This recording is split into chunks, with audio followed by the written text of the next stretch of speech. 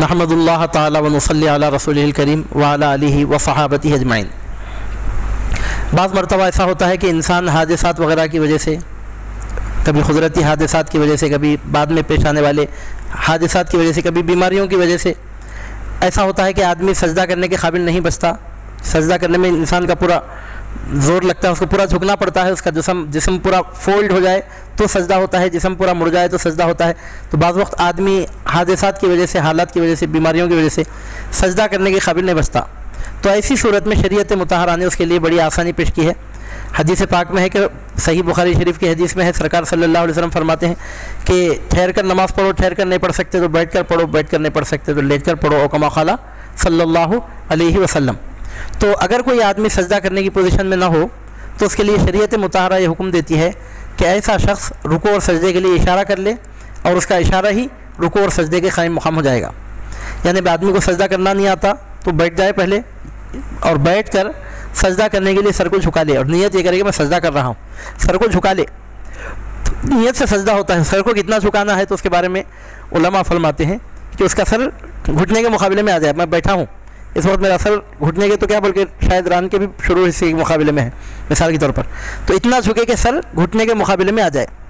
Sir अगर घुटने के मुकाबले में आ गया तो इशारा मुकम्मल हो गया और सजदा हो गया। रुकू भी इशारे से होता है, सजदा भी इशारे से। उसके लिए शर्त यह है कि रुकू के लिए जितना इशारा किया जाए सजदे के लिए उससे बढ़कर इशारा किया जाए।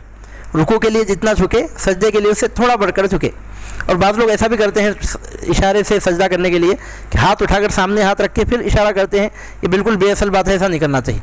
रुकू के लिए भी सजदे के लिए भी इशारा करते वक्त हाथ रान पर ही रखना चाहिए, हाथ ना तो हवा में मुअल्लक़ रखना चाहिए, ना कुछ ऐसा तरीक़ा इख्तियार करना चाहिए। बिल्कुल बैठे बैठे थोड़ा सर को झुका दिए, घुटने के मुकाबिल सर हो गया, झुक गए, नियत कर ली तो रुकू हो गया, उससे थोड़ा बढ़कर अगर सर झुका दिए तो सजदा हो गया। यानी बिल्कुल ज़्यादा कमर में से झुक जाना भी ज़रूरी नहीं है।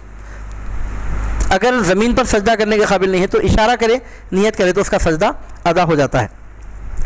चाहे कुर्सी पर बैठकर नमाज़ पढ़े या ज़मीन पर, इशारे से सजदा और रुकू हो जाता है अगर माजूर है तो। अब यहाँ जो सवाल है वो ये है कि अगर किसी शख्स पर सजदे तिलावत वाजिब है, कुरान की उसने तिलावत की, आयतें सजदा की तिलावत की और सजदे तिलावत उस पर वाजिब हुआ, और ऐसा शख्स ज़मीन पर सजदा करने के काबिल नहीं है, माजूर है, तो उसको क्या करना चाहिए? तो उस पर भी बराबर सजदे तिलावत वाजिब होता है। उसके लिए हुक्म यही है कि वो ज़मीन पर बैठ जाए, या ज़मीन पर बैठने से माजूर है कुर्सी पर बैठ सकता है तो कुर्सी पर बैठ जाए पहले, या ज़मीन पर या कुर्सी पर बैठ जाए। फिर उसके बाद अपने हाथ दोनों ज़ानों पर रखे, उसके बाद अल्लाहु अकबर कहते हुए सर झुका दे, कम अज़ कम उसका सर घुटने के मुकाबिल में आ जाए, सर को झुकाकर इशारे से सजदे की नियत कर ले। इस तरह सजदे तिलावत अदा हो जाता है। अब अगर कोई शख्स सजदे तिलावत अदा करने के काबिल नहीं है तो उस पर सजदे तिलावत वाजिब होता है क्या, ये है सवाल। तो जी हाँ, बराबर सजदे तिलावत वाजिब होता है उस पर भी।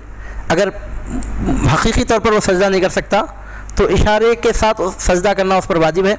अल्लाहु अकबर कह के सर झुकाए, इशारा करे, सजदे की नियत करे, तीन मरतबा कम अज़ कम या उससे ज़्यादा सुबहान रब्बियल आला कहे, फिर उसके बाद सर उठा ले तो सजदे तिलावत अदा हो गया। तो माजूर पर भी सजदे तिलावत वाजिब होता है। उसका तरीक़ा यह है कि इशारे से वो सजदा करे तो सजदे तिलावत अदा हो जाता है। वल्लाहु आलम बिस्सवाब